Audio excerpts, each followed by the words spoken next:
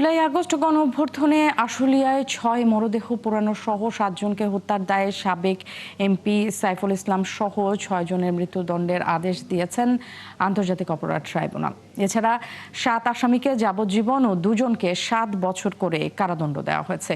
বাকি এক আসামি রাজসাক্ষী পুলিশের এসআই শেখ আফজালুল হককে খালাস দিয়েছে ট্রাইব্যুনাল।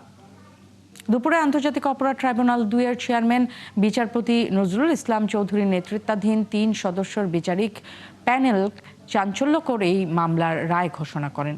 দুপুর ১২টা ৪০ রায় ঘোষণা শুরু করে আদালত। রায় সরাসরি সম্প্রচার করা হয় বাংলাদেশ টেলিভিশনে।